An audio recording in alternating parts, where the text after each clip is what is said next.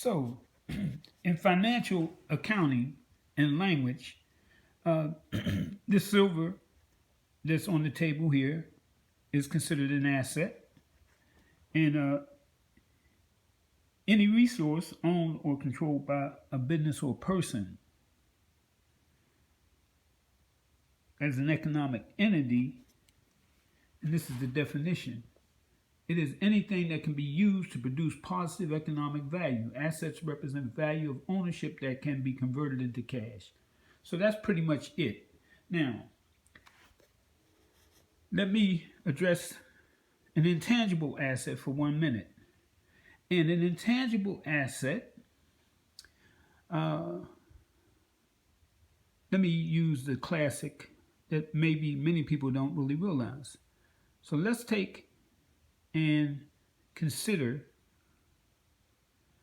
your signature.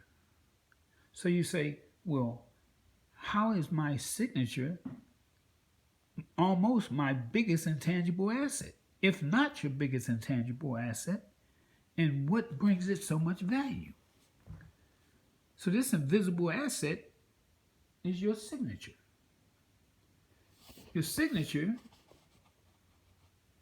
on a contract, on a piece of paper, in most instances, converts that piece of paper into a commercial instrument, a negotiable instrument. For example, you spend maybe hours in a real estate purchase in the settlement when you're settling for your house. And what are you doing? You're signing for an hour, paper after paper after paper after paper. In most instances, we rarely read, or they just put papers in front of you and you just start signing. Why? Because they need your signature in order to consolidate or validate the contract. And the contract then, with your signature, in most instances, relieves them of any kind of liability, because therefore you have, with forethought and knowledge, and or you have now been given full disclosure, and you've been given notice, and the assumption is that you understand, you're competent, because the contract is considered to be of legal age, a person not intoxicated, and basically with sound mind, who has been given full disclosure, and he's been given an offer. They came to an agreement, and the consideration is the house, and the consideration from the buyer is the money, and those are the elements of a contract. Now, there are visible and invisible contracts. A visible contract, okay, we won't get into contract law right now, so I just want to just stay with assets. So now, these silver coins are assets. They're income producing assets. The coins here in the middle right there, they're called numismatics. Numismatic coins. Now, numismatic coins, these coins are considered to be MS-70s. And they're in this plastic because they're certified. They're certified, and these coins here are numismatics, are collectibles, which appreciate in value. These coins here are assets that we might consider a person who just wants to exchange money for something which is losing value, for something that will preserve value. And so people, they call stackers. These are 1 ounce bullion coins. And so the difference between the two is that most people accumulate these in order to protect themselves against changing economic times. And also, silver has a high functionality rate, meaning it's a commodity, and the commodity market's used in automobiles, computers, and a vast amount of different things because of its electric conductivity and so forth. Now, these numismatic coins are really ideal for, say, generational wealth along with gold. But these I like because I can collect these for, say, my grandchildren. And over roughly, say, about a 10-year period, depending on how many I collect, the average is that you can have your children by the age of 10 could be asset millionaires. Okay? Asset millionaires. And that's really another thing that's important, because we're now learning how to pass on generational wealth through collectibles. So when you look at the rich and the wealthy, what do? They collect art, they collect stamps, they collect coins. And these are, in most instances, non-taxable. And they only become taxable if you sell them at a capital gain. But it is this is not financial legal advice, but it's my understanding that coins or silver and collectibles are non-taxable. Now, I will further research that, and we can look into that together. But it's my understanding until any asset is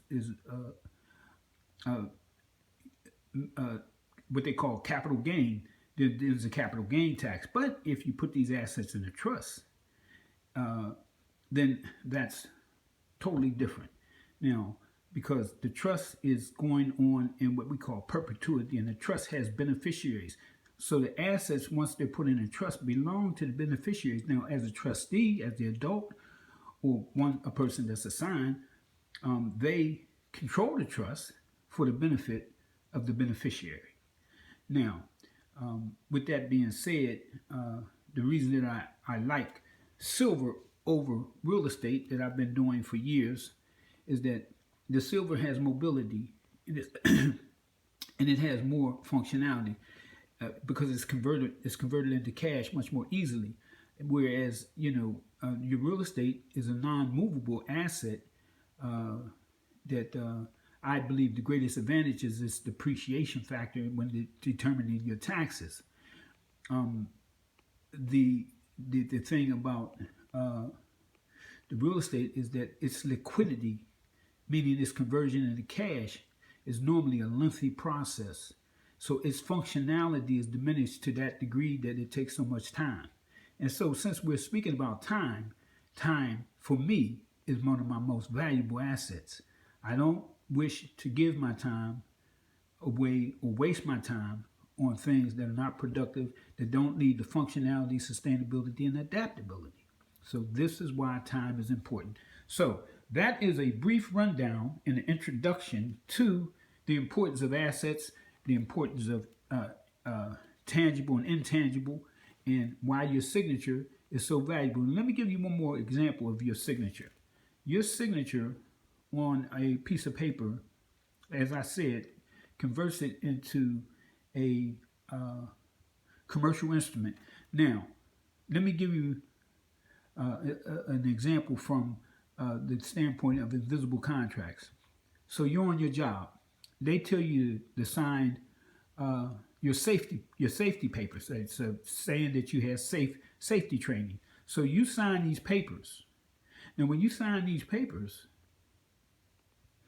you have created a commercial asset for the company. So you say, well, how's that?